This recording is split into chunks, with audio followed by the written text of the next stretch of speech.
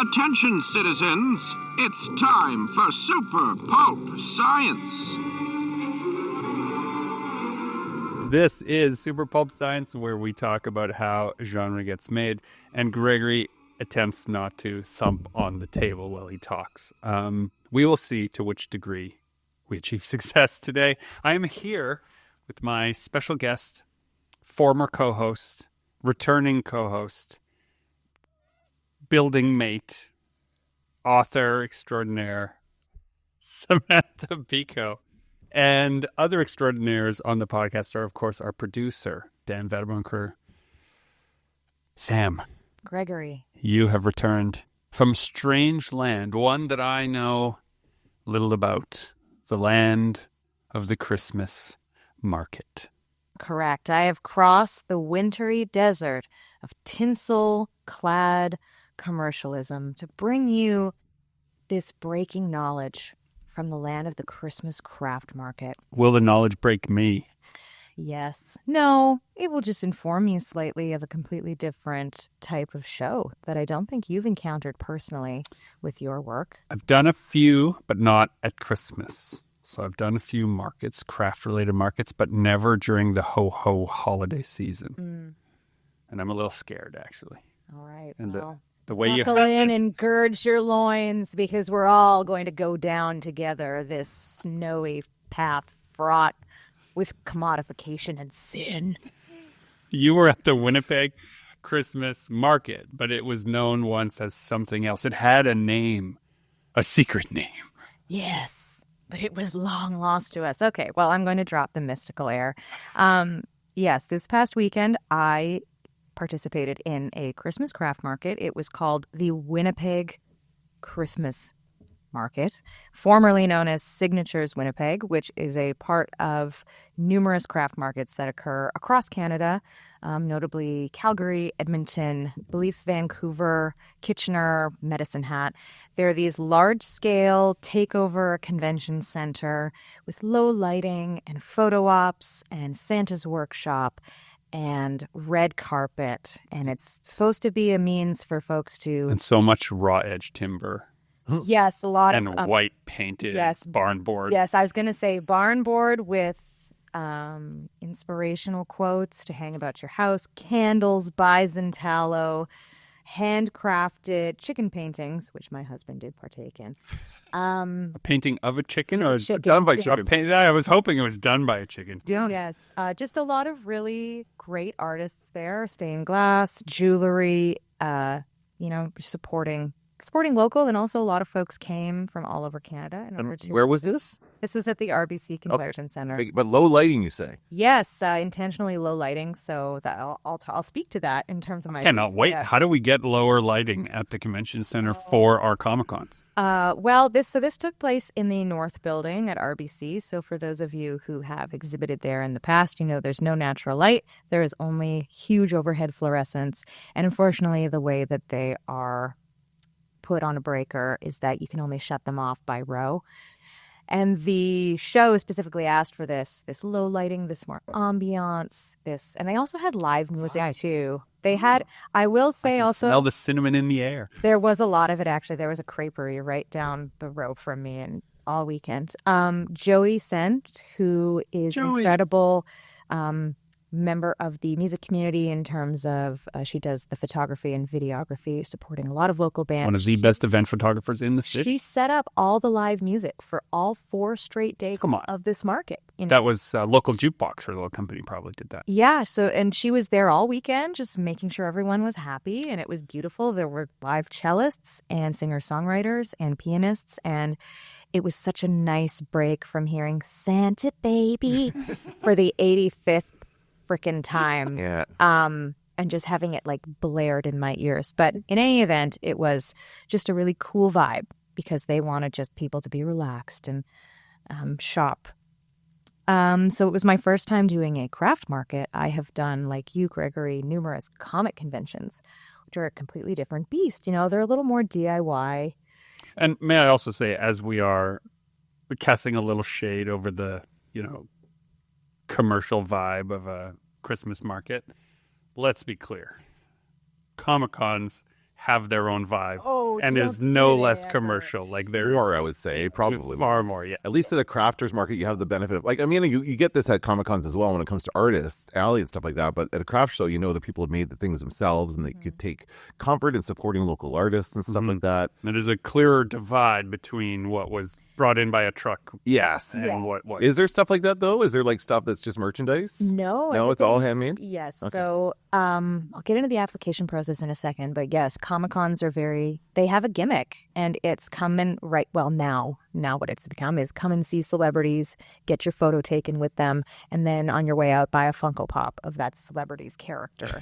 And a bonus. There are indie comic artists here. And bonus. But also, propping up the whole thing. But in any event, no, at a craft market, especially this one, there was about a 12-page application. And you have to sit down and be ready to write essay-length responses about your practice, why you feel that you are a part of a craft community, if you are the supervisor of the production of the merchandise you will be selling, and what level and what it's like in your studio, and what inspires you, and when you started. You have to suddenly do a bunch of personal archaeology you've not thought of since you had to apply for art school when you were 18 years old.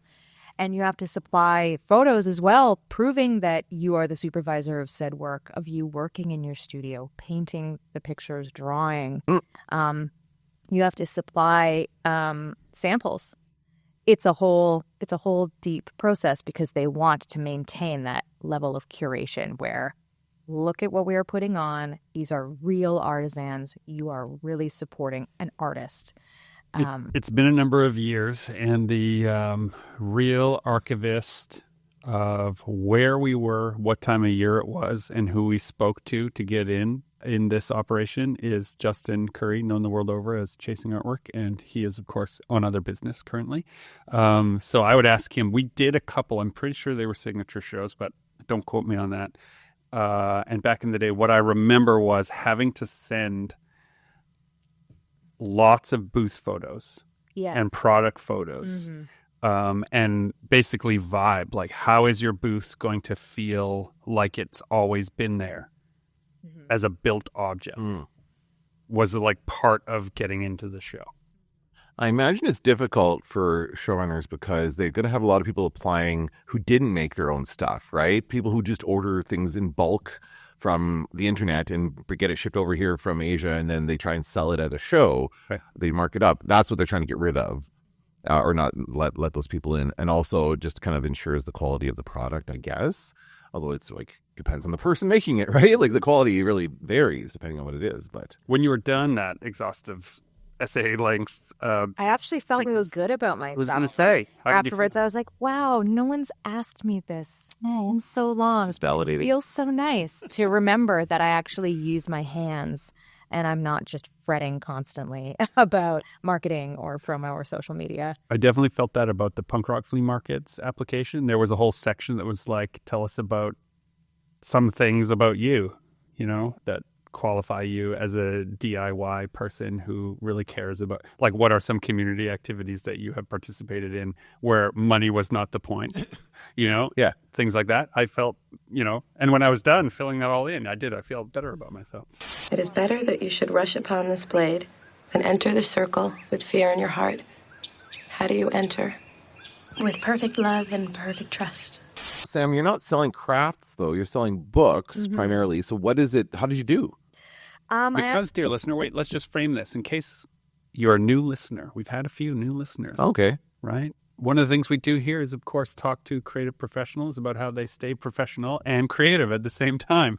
And so Samantha has published many books, and she has begun steering the ship of the marketing of some of those projects a little more herself than letting it all be up to the publisher. So pursuant to that, I think that's why you went to the market, right?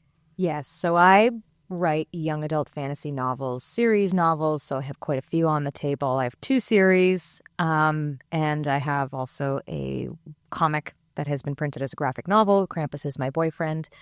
And I have my original standalone novel, and I have some anthologies that I was the editor of, the Gothic Tales series, and I also brought Dire Beasts. So it was all books. I had some of my prints out, but in the end I decided to not push them. I just used them as display material so that people they'd walk by my booth and they would stop and they would look and they'd either ask the question or I would count to like 5 and I would say, I'm the author and the artist if you have any questions. And they would go, oh, you wrote all these? You did all this art? Wow. And then it would be an in to have a conversation. Right. And you had your display was this cozy little bookstore vibe. Like you had a nice big display with just little chairs, little lamps. And it was a different display than what I'm used to at a Comic-Con. Usually you're just given a 6-foot across space. It's has some depth, but not really enough that you can create a walk-in space unless you pay the premium to get that. Cha-ching. Cha-ching. Interesting how they're monetized. Yeah. So most of the time you're just sitting behind the table with maybe a bare 6 inches between you and your banners behind you. Comic-Cons you're talking about. Yes, at Comic-Cons. The Comic-Con crush, let's call it. The Kamikaze crush. So at this space, I had a 10 by 10 booth, and it's the biggest space I've ever had anywhere, and I wanted to do something different. So in my studio, which is what Signatures actually recommended, they were very connected with their exhibitor tips for folks who were brand new. They provided some booth examples, and they encouraged people to practice their setup at home, in their garage, in their basement, before measure out the space. There were also clear rules. You had to bring floor covering for your entire booth, either as a carpet or what some folks have done is they've gone to like Home Depot and they've gotten a 10 by 10 square cut of vinyl flooring. Right, but floor covering was a must. Was a must. It was a necessity. So in all your booth space, it had the floor covered. You had to also have some kind of lighting, your own, that would highlight your products because they really, like we were talking about earlier, they shut off a lot of the overhead lights to create a vibe. So interesting. So you had to like light it. You basically had to build a display home. I had to stage it. And it was a long show. It was 4 days long. It was Thursday, Friday, Saturday, Sunday. The Thursday and Friday were 11 hours. And then the weekend was kind of more manageable. Saturday 10 till 6 and Sunday 10 to 5. So they were long, long hours. You're basically creating a shop. So I created a U shape where there are tables on the side and then a table at the back. And I sat out front in front of the table. But I set it up to have like an armchair and a bridge lamp. And my lighting were lamps. So I made it look like a living room with like some little Christmassy lights. And it was just books. And, people would be, and my carpet. So people would walk by and be like, it looks so cozy in there. And I'd be like, yeah, get in here and spend your money. But yeah, it was, if anyone's ever met Sam at a show, she's never, ever said that to anyone ever. You usually just quietly allow people to make their own choices. Yes, with their correct. And with books especially, you are just allowing someone to have their own experience. You're not really talking to them unless they ask you a question. You're inviting them to pick up the book, tell them that there's no pressure. The only way for them to know if they want it is to check out what it's about and read a little bit of the inside of it. And then I just sit back and, oh, you're the author? Yes, I am. Oh, wow, where do your ideas come from? Oh, well, let me tell you. I have a box here under the table. And I just pull them out. And then I also make sure that myself, I am branded for what is in the booth. So all weekend I dressed like I was going to fantasy prom. I was wearing like gowns and fancy jumpsuits, very colorful. I had huge like sparkly headpieces and my makeup all done and my hair done. So that, people, they would be, oh, you match your booth. And all my booth colors are similar. They're all like purples and reds and dark with gold. So they're very flashy and you're just drawing people in every aspect. And I also had, in addition to customers, I had a lot of indie authors actually come into the booth, people who were brand new, who had, maybe just self-published their stuff using KDP or Ingram Spark. And they just walked in and were like, wow, your booth is so great and so well put together and it's so unified. And I say, thank you. And then I say, this didn't happen overnight. This is from 10 years of testing. And what was really great about practicing building my booth before coming to this show is I could see all the holes all the things that I needed. So I had special signage printed up for this show. I had more involved shelf talkers printed up, which maybe we've spoken about on previous episodes. But when you have a ton of books and someone's just standing there and they're dumbfounded and they're surrounded like, well, what are these books about? You could tell them as the author, but then at a certain point you become a used car salesman. And this, and then this, Yeah. and then this. So what has kind of been a really great shorthanded tool I found are shelf talkers, which are a postcard or a bookmark sticking out of each title. And the titles are all face out, standing, not flat on your table, so that people can see them when they're walking by. And it's like a snippet. It's like a tagline. It's like Princess Mononoke by way of Maggie Stiefvater. Or the tagline that I made up for Dire Beasts is something like Ginger Snaps by way of Cabinet of Curiosities. Oh, nice. And that, like, just these taglines that seat directly in someone's mind what it's about. And then they go, ooh. Or Cozy Queer Monster Romance is one of my... And then it also self-selects the crowd. If they don't get the reference, They'll move on. move on. Yeah, there's no point in belaboring it. Yeah. Or, this is set in Winnipeg. Like, I highlighted that on my Realms of Ancient trilogy, and that drew people in. I think, can I just say that when Winnipeg comes up in fiction, when I'm reading a book, I'm reading Cloud Atlas right now, and Winnipeg is mentioned today, and I'm like, that's just so fun. Come on, really? Yeah. Cloud yeah. Atlas? Yeah, oh yeah. I mean, it's all kinds of stuff. Like, just it's a random, like a family moved up to Winnipeg. That's usually what it is. Yeah. When people mention Winnipeg, it's like it's a far off place where people move. I do love it when Winnipeg comes up in things. Yeah, that's true. That's true. And we were talking about this yesterday, that the Winnipeg angle, like wherever you're from, guess what? Other people are from there too. And so you may feel like if you're a creative person, like, oh, I want to hide the small town or the little city or the whatever, and I have to set it in New York. No, resist that. Other people are from where you're from, and they will connect to that place. Light as a feather, stiff as a board. Light as a feather, stiff as a board. Light as a feather, stiff as a board. Light as a feather, stiff as a board. Light as a feather, stiff as a board. I have a question related to the holiday spirit that was there at the market. How did your books full of demons and dark magic fit in with the holiday spirit? I saw something you posted about it on social media. Do tell. About somebody who came to you about LGBTQ. Oh, yes, yeah. tell that story? I'll get into that in a second. A lot of people loved it. And they also, as soon as I have these two series, I have the Brindlewatch Quintet, which is the current one that I'm writing, and it's more like cozy, whimsical fun. And then I have my original trilogy, The Realms of Ancient, which is just action-packed, full throttle, animal gods, demons, monsters. People are like, yes! And they go for Realms of Ancient the most because I believe it's because it's modern and because it has all those things in it. And people are like, yes, sold! And especially in the dark of winter, it's the best. And the first book in the trilogy takes place in winter in Winnipeg. So it's just like people just want to sit down. They want to be there in a fantastical version of Winnipeg, while being in the mundane version of Winnipeg. And yes, I had various responses. So the Brindlewatch Quintet is, like I said, it's labeled cozy queer monster romance. It's not spicy. It's like, oh, he touched my hand. Right. And he's a spider centaur.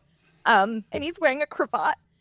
And, it's just... Hey, that's pretty spicy. Yeah. And it's just more sweet. It's inclusive.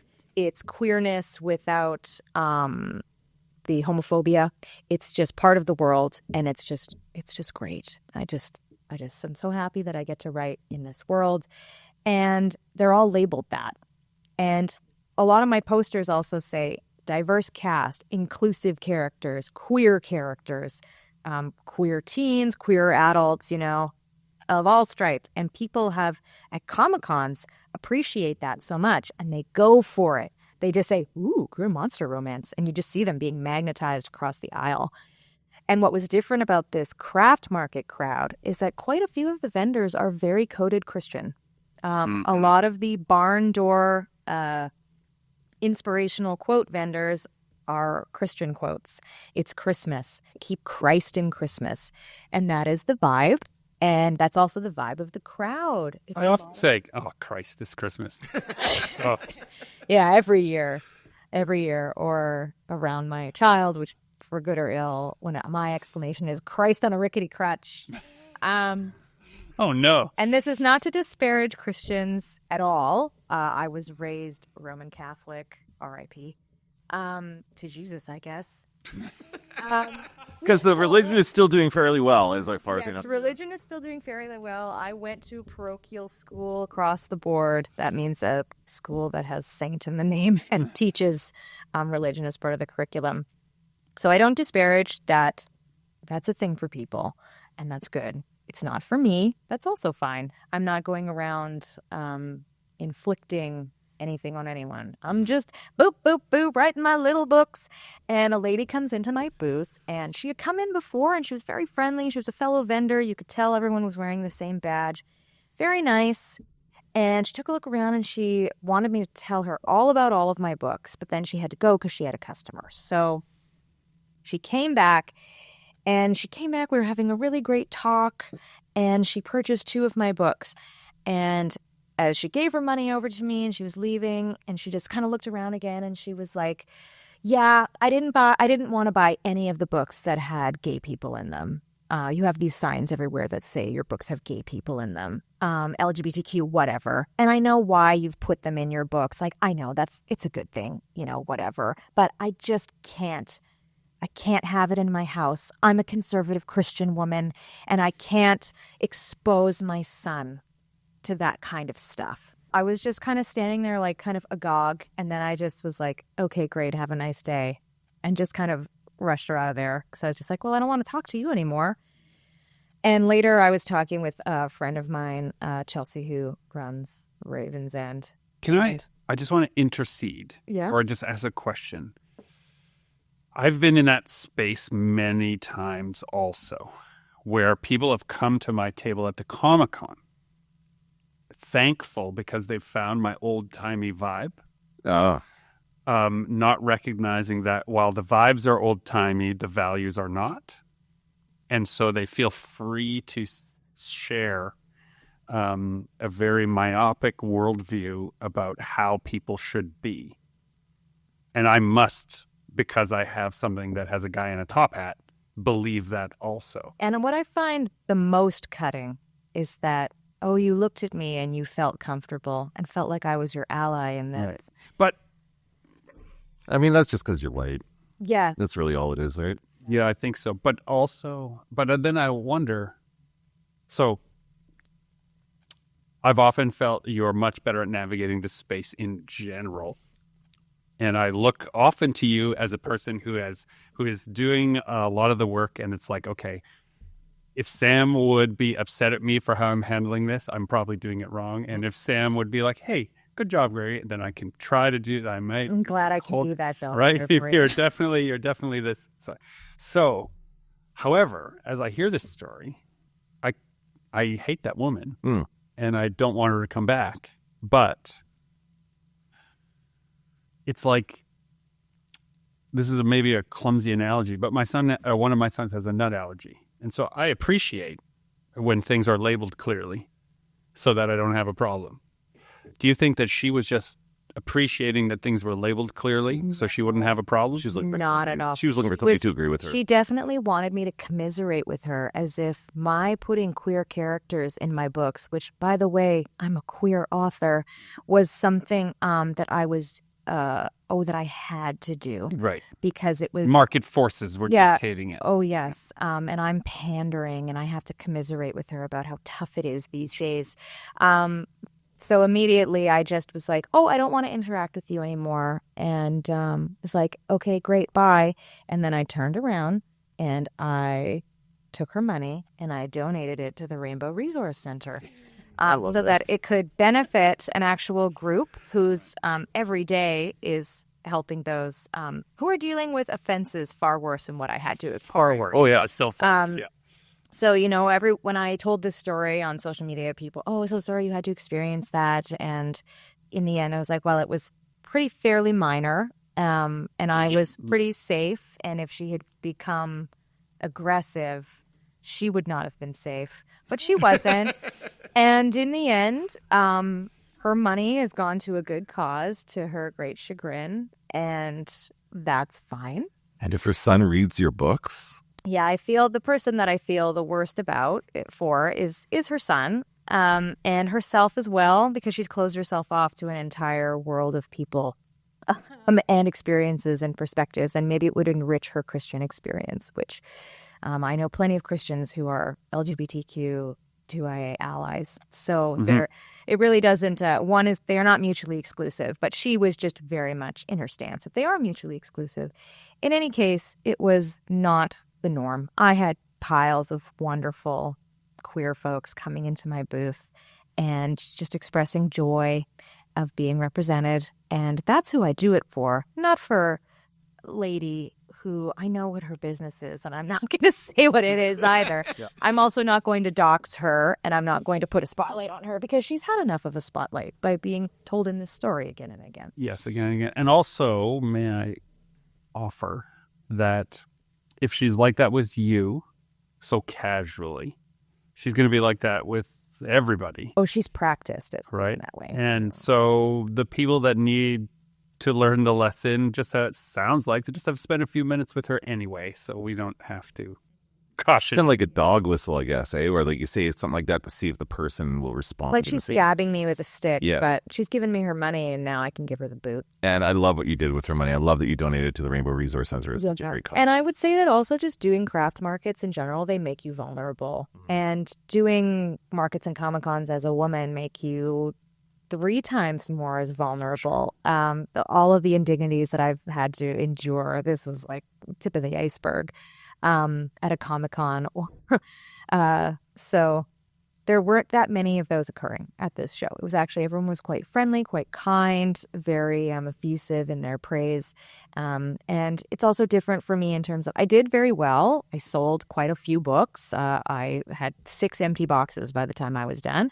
So it was a lot less for me to haul out, thank God. And it's different because I'm traditionally published for the most part. So if folks, they take a card, they take a picture of the booth, they say, I'm going to look you up, I'm going to buy you later. There's lots of ways for them to find you and do that. Yeah. Yes, or they've a lot, like I sold 50 Scion of the Foxes, and people, I didn't sell as many sequels, First time. Yeah. Yeah. So people will be like, where can I find you? Oh, McNally Robinson, right on the first floor as you walk in the door. I'm on the left-hand side because my last name starts with B. By the power of 3 times 3, as I will it, so shall it be.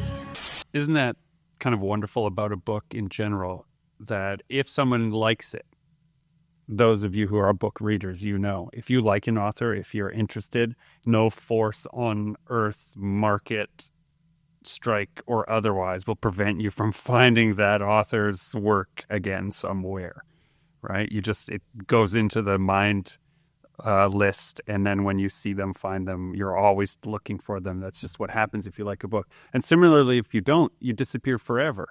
So this is circling back around to those people who are worried that, the book is going to rewrite my son's DNA and turn him one way or another. If it doesn't connect, they'll never think about that book again. And if it does connect, it was in them to begin with. Mm-hmm. So, I'm not sure what all the fuss is about.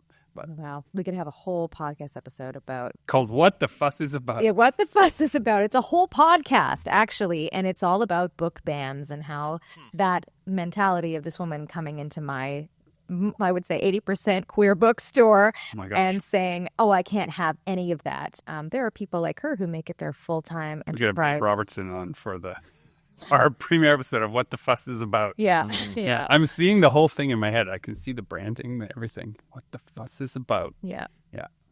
I don't think we could host it, though. No. We need better hosts. David Robertson would be the host. He would be good. He's too busy. He's too busy getting his books banned. Well, it should be the Winnipeg Public Library should host it, because book bans are at the top of everyone's mind these days for content. I'm like, when are my books going to be banned?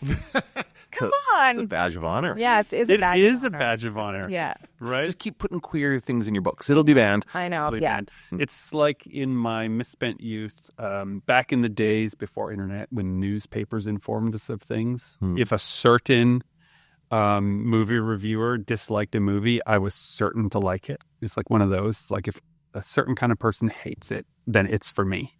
It's kind of like, so it's like that. A book ban actually can be. It's like a recommendation list. It's like a recommendation list for the right for the right people. For sure, it is. How did you find?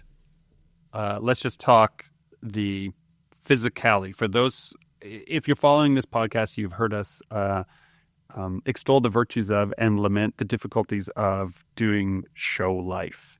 A 4-day show is a long time. You basically, like you said, you become a retail location for 4 days, but it had one employee and it was you.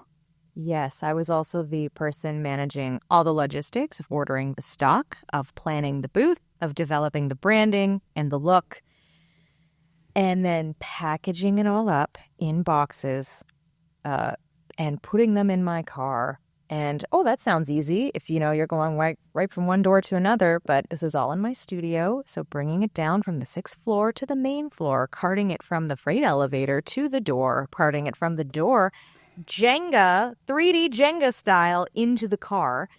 And the way to cut costs as well at these shows is to bring your own tables, or you can rent them for an extra cost. And as I was ask if electricity and tables were included. Electricity was included. Oh, Well, if they're going to make you light your own booth, they better give you electricity for it. Yes, tables were not included. You could rent them piecemeal from Central Display, same with chairs. So you have to consider where you're going to go in this booth. You can build the whole booth, but if you don't leave a place for yourself, then you're going to have sore feet by the end of the... And usually very cost prohibitive. Yeah. Yes. Calgary, if you want to rent a chair, a tall chair, it's like $600. Yeah, that is crazy. Great. Which is why I bought a tall chair and I store it there at Claire Marshall's house. In any case, so you bring your own stuff to save money, but the cost is taken out on your body. So my booth was way at the back of the hall on the opposite end of the loading dock. You have to also follow all the loading procedures. You have to rock up with a ticket that you've printed off that has been sent to you with your booth number on it. It has to be on your dash. You have to register. You get in the dock. You have to bring your own dolly because sometimes they're not going to have show dollies. They had some, but if you get there early enough, sure, you'll have one. But if you get there late, you'll probably have none. And they get very protective about the dollies. At the end of the show, they're like collecting people's driver's licenses so they can get their dollies back. Get their dolly back. And so you're loading up these dollies. I had my pedometer on. It was 12,000 steps just to get from the car to the booth, the car to the booth, car to the booth. Get back to your car, move your car, come back up into the venue, then set up. That whole process took about 6 hours. The load out, the load in, and then the setup. And then the setup, you put your headphones in and you just are like, making everything perfect, hanging up your banner. So they did use, they give you Were free you playing pay for... Christmas music in your headphones?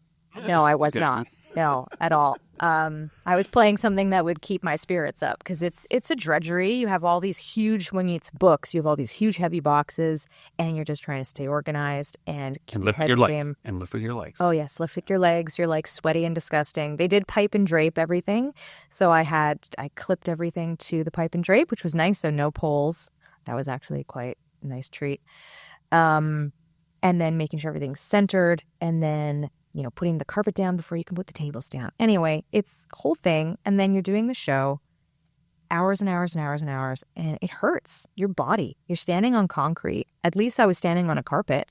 But a lot of folks nowadays will get foam mats to stand on because you're just destroying your joints by just standing there. You can't really walk. Kind of pacing like the 4 steps, like you're in the novel Room. But people can look in, at least in your little prison that you've built yourself. All in the name of commerce. All in the name of and reaching a group of people that they don't come to Comic-Con. Mm-hmm. This is everyone's grandmas and aunts, and they're looking for gifts. I was just going to say, now this is what I think is the real benefit of that demographics, that craft Christmas market, is that books are a gift that people give as an endorsement of the person. Like people give books typically as gift as messages, right? What I want you to be like, what I believe in you, what I think about you, what I think you're into. That's the form of the book as a gift. And I got to walk into this woman's booth and have a conversation with her. She's the author and she signed it and she made it out to you. And I picked this out because I thought of you, because I know what you like. And it is you'd think a book isn't very personal, but it is deeply personal. But And don't show it to your aunt because there's queer stuff in it. there's queer stuff in it. Surprise! There's queer stuff in all of them. Ha ha ha ha. And I was, apart from, there was myself and one other gentleman who was selling books, graphic novels. We were the only people with books. I was the only booth there whose entire booth was filled with multiple titles. There were no one else. Surprise. I think that's else a good there. thing. Good, so good for you. Nobody else is competing with you, right? Nobody else is selling your Yes. product. So you're a novelty. And a I novelist. hate making that joke, but it just is so easy. And so people will walk by and they'll go, "Oh, books! I've never seen books at one of these things." And the reason that I am there is because Claire Marshall, who is a self-published author, we've talked about on the podcast before. C. Marshall. Yes, she is the author of Gear and Sea, which Justin and Gregory and her collaborated on many moons ago. She has done the craft Should be market right for circuit. a follow-up. Think she's ready for the follow-up? Oh, We've had a lot of people asking about the next one.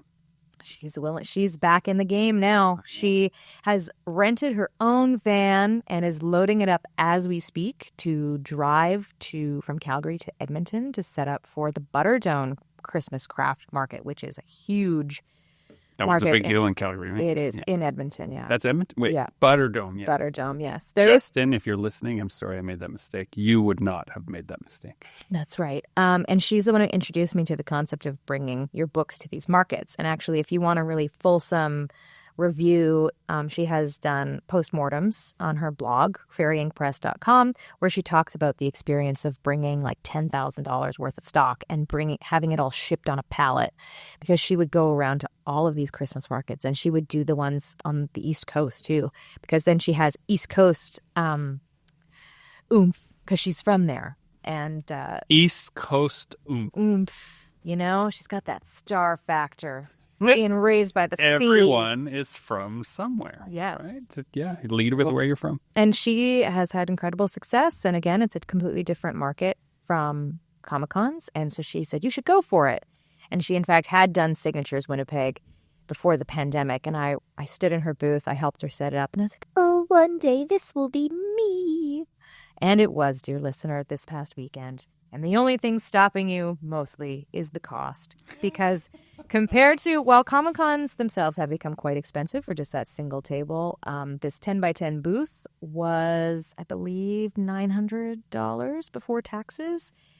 And then Plus everything else you have. plus everything else you had to pay. But, I still made a profit, so I'm quite happy. And folks said that it was down. It was a down year because, as I mentioned, they changed the name. So they went through a rebranding transformation, and maybe it wasn't promoted as So strongly. what horrible tea is there to spill about why they had to change their name? What lawsuit is pending on your Signatures Crown Market? That's the real question. Unknown. Michelle, how's it going? Fine. And it was also ticketed. So in the past, it's been free. All these signatures markets have been free to attend. And, this was their first year, a little bumpy. I hope they had some kind of feedback form, because they could have done it strategically in terms of the ticketing. They could have made Thursday and Friday cheaper in order to bring more people in on low days, which are business days if people are working. They could have created some kind of weekend pass, which they didn't, which would make it slightly cheaper but encourage people to come back and shop multiple times, which is what they do at a Comic-Con. And they could have done they could have been maybe more upfront about it. So I think people were surprised. Because there was I assume because of the vibe, there was vendors selling food, and I just imagine frothy, delicious beverages while carolers are singing up on the stage. Lots of food, the ambiance, the photo ops that were all set up everywhere. So that's the thing you'd come back for, maybe. Yeah, You'd the rush- Meet Santa, the workshops. Wait, a Santa made of meat? No, you got to meet Santa. Oh, not Santa. a meat. Although there was a meat truck, like a Wagyu beef food truck parked in the middle. If you really wanted to get some Santa knows where the beef is, and it was in the middle of the park there. Oh, no. Meat Santa? Yeah. Oh, he's writing it down. Oh, God. I mean, technically, Santa is meat. I mean, we all are. Really. Yeah. But and it was $15 to come in, and there were a lot of folks coming to my booth with 3 children, and themselves. Was and it then, cost money for the kids too? Yes, I Oh. believe so. Whoa. Yeah. Yeah, see, often they make at Comic-Cons, It's typically kids free. under a certain 12 and under are free usually. Yeah. But You have to be there with the parent. it starts to just escalate, and then you've spent money on entry rather than supporting the artists. So in my own community organizing, making things free and accessible is like top of the pops, baby, because everyone's broke. But also the money goes right to the vendor. Yeah, and then so do they do any type of like that? You had music throughout the weekend. Is there any other type of programming or anything like that? There were happens? workshops. Okay. So for example, they had one with Sweet Impressions Bakery where you were decorating cookies, and they had one where you were making candles, and another one where you're making your own ornaments, and those were free walk-up types things that were run by some of the participating vendors or sponsors. So that I like that angle, and it was really beautifully put on. It was a very beautiful show. All the aisles were carpeted in this plush red carpet, and it was just nice. They made it feel nice. At the end, did a bunch of angry Teamsters roll up that carpet so fast that booths were knocked over and flipped and tossed? No, But that's just New York Comic Con. But that was a rule. You could not have your dollies out, and you could not start to leave or load out until the carpets were rolled up, which fair. So many cons are having rules like that now. They hate the early leavers, eh? I can relate. I didn't like that either when I was running it. Yeah, early leavers are the worst, but also you're only leaving early if the show was run badly, right? Like, I can't wait to get out of here. Right? Yeah. I shouldn't say run badly, but like if you're having a bad show, that is more what I meant. Like the run badly part is like if you came and it did not work out for you, then you have to leave early, and your time. That's what people are doing. They're trading their time for the money in a lot of cases. It doesn't look good for the con though. If people are backing up. It's the worst. That's what I'm saying. It's a catch-22 because I feel for those booth people that are like, I got to get out of here, right? There's other things I could do at this time. But as soon as they leave, then it brings the whole show vibe down, and then the whole thing gets worse. And then they wonder why they have to charge so much for shows, right? Although at $900 a booth, the former Signatures Craft Market probably did all right. Oh, yes. Probably did all right. Mm-hmm. I think it's interesting how many different, I don't know, let's call it cultures, right, have fit into that space at the convention center, which is really what it is, right? The convention center, it's a blank box and people go in. But the difference between the punk rock flea market, the Winnipeg Comic Con, the Icon, and this Christmas, like they could not be 4 more different vibes. I know. All in the same place. room. Same room. Same room. Yeah. Yeah. That part is always just like surprising to me. And that there could be different procedures for the loading bay in every case, which means at the convention center itself, which is having hundreds of these events, they have a different scenario every time. Well, That must be maddening for those. they security allow the people who are renting the space to dictate the rules, Right. but you have to provide clear instructions to their staff.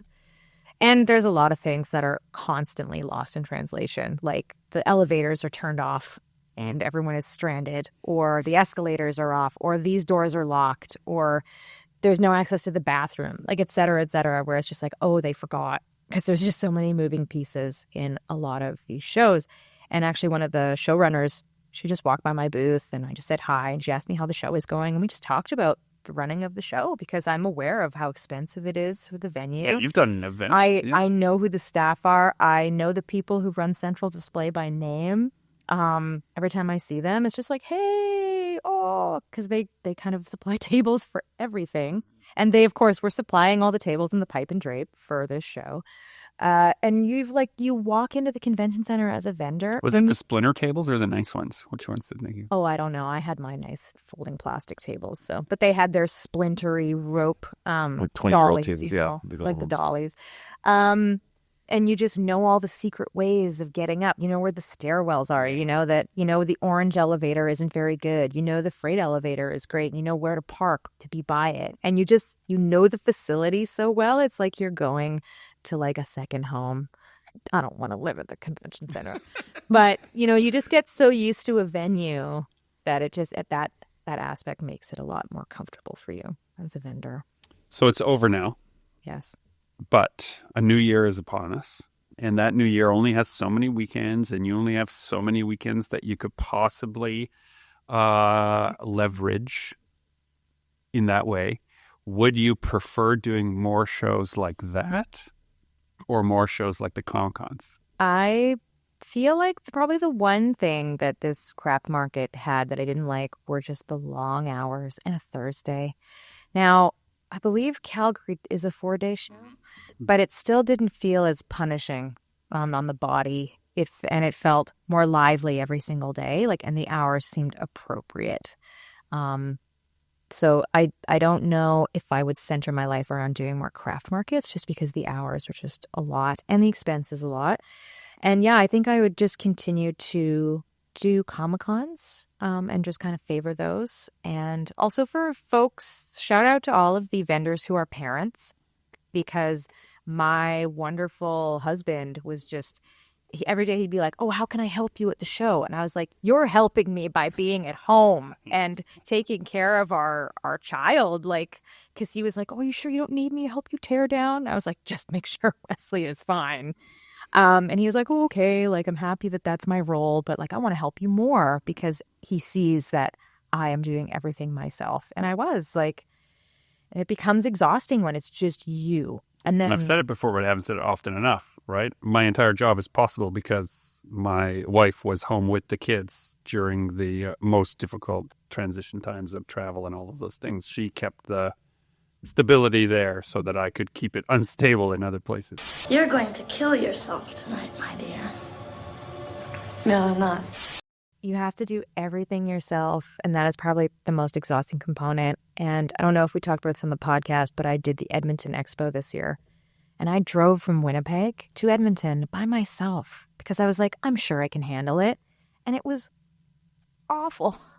It was awful just going alone in a car. It's all packed up. I was motion sick for days after, just from the driving, from just 12, 13 hours solo, and then doing the show for 4 straight days, and then packing it all up again. Those long silent drives, dear listener, those are my jam. I love it. When you said, as you were describing it, I was like, oh, yeah, that's great. And then you're like, no, it was miserable. It's, oh, no. See, I liked when we all did a road trip together and we did those shows. That was fun. That was great because at least you could hand off the steering wheel to someone and then have a break.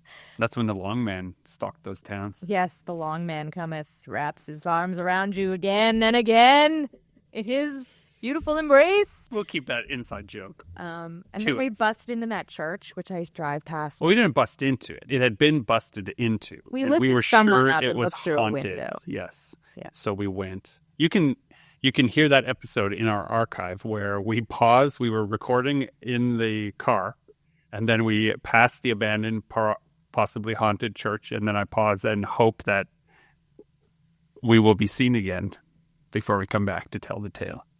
Yes. That's in our archive, dear listeners.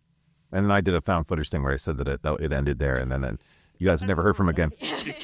But obviously that was 2018. You've said lots of things since then, 6 years ago. That's right.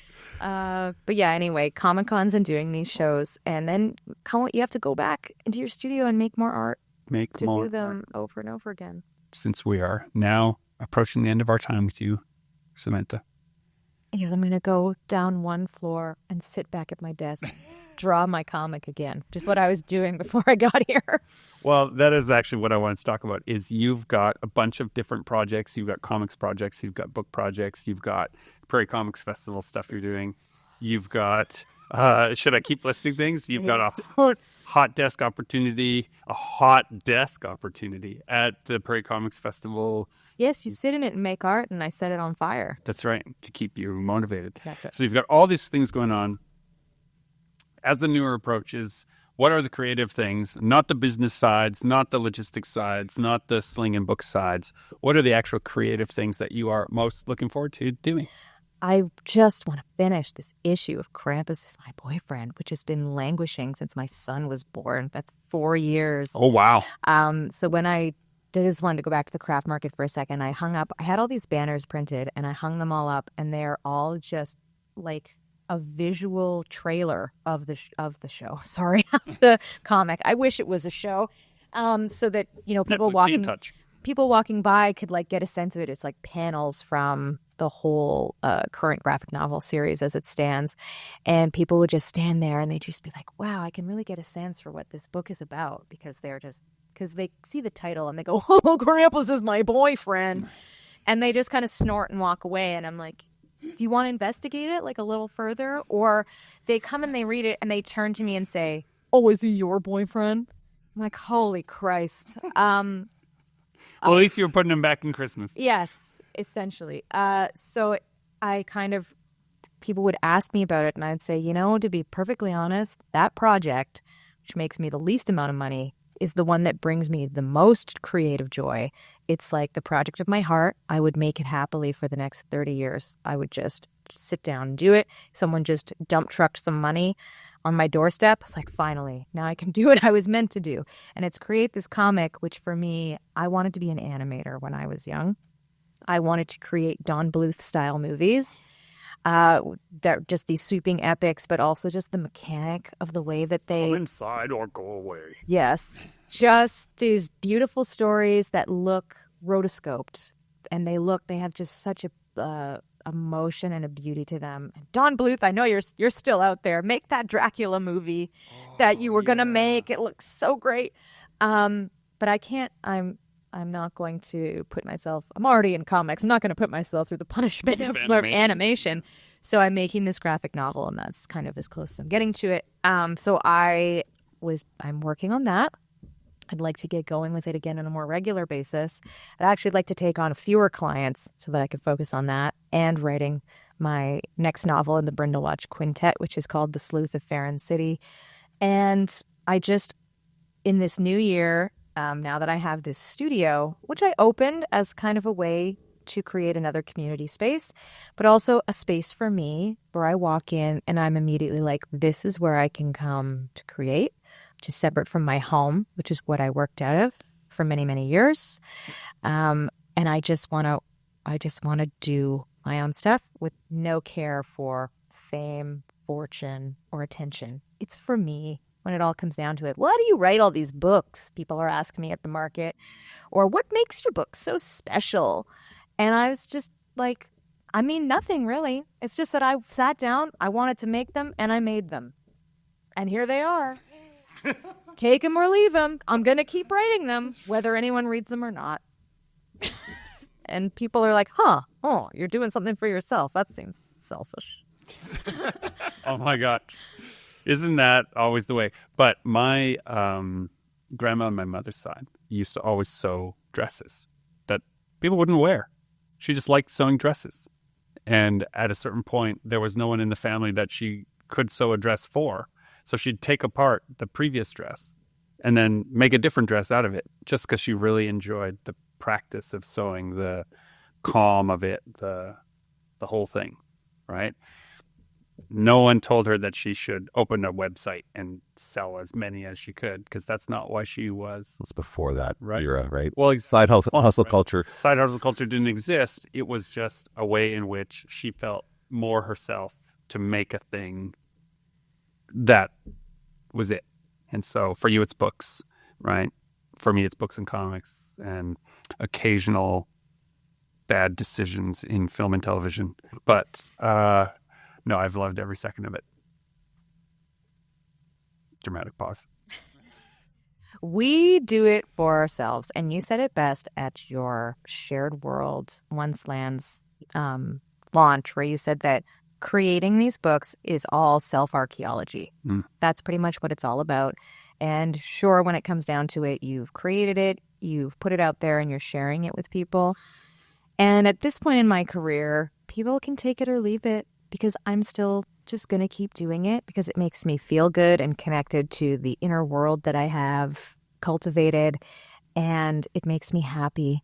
And I'm not interested anymore in the commodification of the things that make me happy. That can be someone else's misery. The world is very fraught and life is very short, and I just want to make art. Very well said. Very well said. Well, this has been Super Pulp Science, and I'm encouraging you, if you have something to say in your heart of hearts, please write it down, please mark it down, please sew it into a piece of textile, but whatever you do, make it part of yourself and share it with the people you love. This is Jimmy Kamichek, encouraging you to join the fight and make comics.